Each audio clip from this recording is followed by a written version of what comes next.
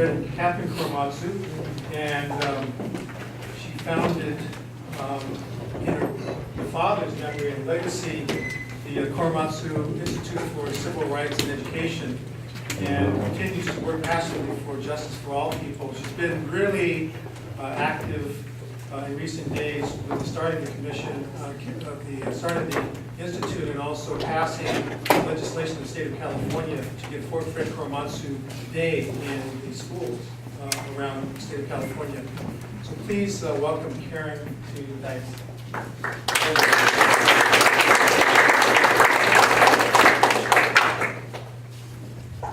Good afternoon, and thank you, Reverend Yoshi, and for inviting me, and also the Buena Vista Institute for having this wonderful event this afternoon. It's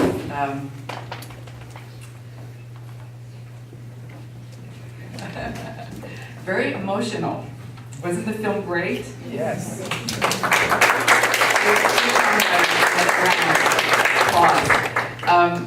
I first saw the film actually during the Tule Lake pilgrimage at the beginning of July this year.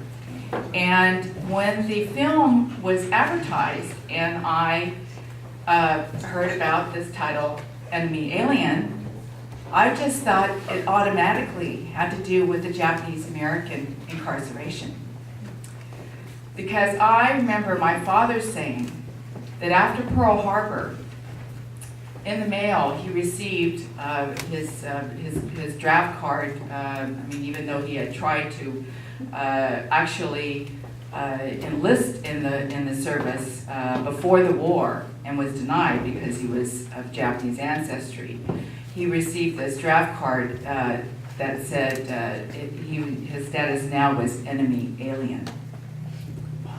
And I thought that was really stunning to say, especially about an American citizen. And in watching the film, I thought, wow, this is like 6 degrees of separation, because this story of Farouk and his struggle for justice, in a lot of ways, was my father's struggle for justice. And there are points in the film, especially when Attorney General Ashcroft, is trying to find a reason, really, to round up Arab and Muslim Americans and put them in American concentration camps. And what wasn't said was that actually Attorney General Ashcroft tried to use my father's Supreme Court case, Korematsu versus the United States, as a basis for doing so. My father, in case some of you don't know, challenged the military orders that were issued through President Roosevelt when he issued Executive Order 9066 that rounded up Japanese Americans and removed them from their homes and put them in American concentration camps. And my father was born here in Oakland, was an American citizen, and thought he had rights. That's what he learned in high school. And he thought perhaps maybe something might happen to his parents who were immigrants, but certainly American citizens had rights. Well, there was no due process, there were no hearings, there were no day in court. And he decided that he wanted to stay here. His disobeying the military order was his way of saying, I am an American. And what does that mean? He actually changed his draft card and was eventually arrested in San Leandro. And it was actually Mr. Bessick that you saw in the film, who was then the director of the Northern California affiliate of the American Civil Liberties Union, who read about my father's case in the newspaper and went to him and said, Fred, would you use your case as a test case? We think this is unconstitutional. And my father said yes. And it was a risk. I mean, actually, Mr. Bessick was threatened with ouster from the national ACLU for even taking on my father's case. And my father was vilified from the day he took a stand against the government from his own community, because they thought that if they associated with my father, that some harm might come to them. But my father was hopeful. So when his case got all the way to the Supreme Court, it took a few years, in 1944, he thought that certainly the Supreme Court would see that the Japanese American incarceration was unconstitutional. Unfortunately, they ruled against him. However, it was a 6-3 decision. And the 3 dissenting opinions are probably the most well-known and studied today. And Justice Jackson was one of the dissenting opinions, said, "My father's case lies around like a loaded weapon, ready for anyone to pick up with a plausible cause." And Attorney General Ashcroft tried to do that. And so that's why these lessons and this education is so important. And when we talked, also in the film, talked about Tule Lake and how those prisoners up there were put in solitary confinement, just like Farouk was.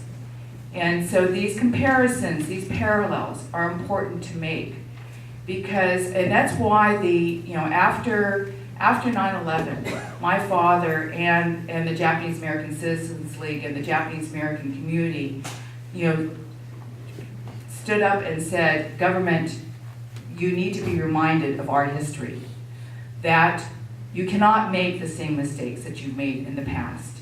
And that's why the Japanese American community has been so important to support and help educate our communities in general, and help the MEMSA community in their fight for justice.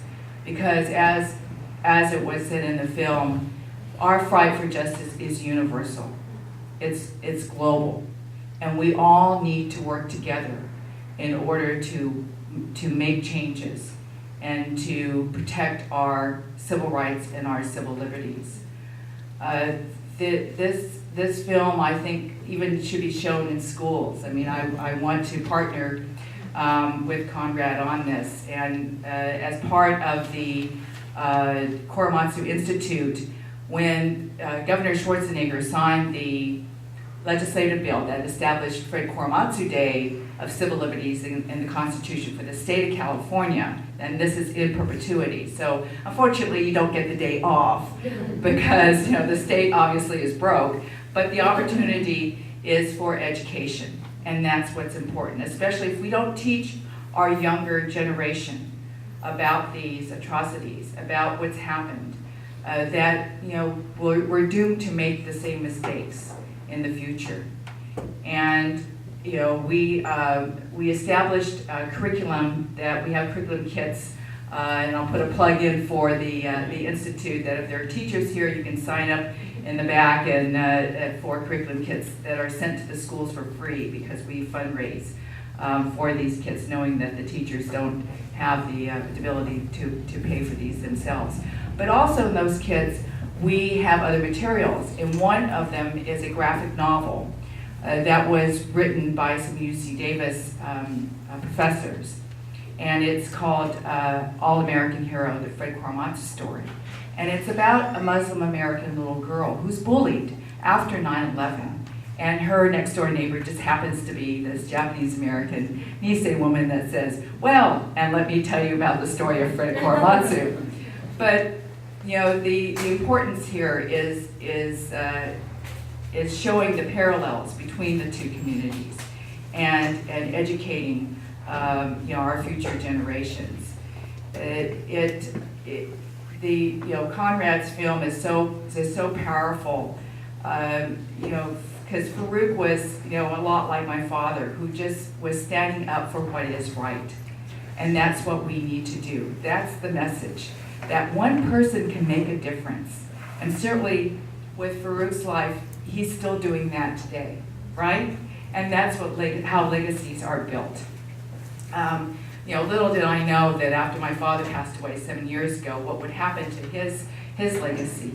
But it's certainly grown in leaps and bounds, with 3 schools being named after him and a center up in Seattle, and of course the Fred Korematsu Day. But also, I had given a workshop to teachers in Hawaii last year, and one of the teachers was inspired and went back to her class, and they wrote letters to the governor of Hawaii.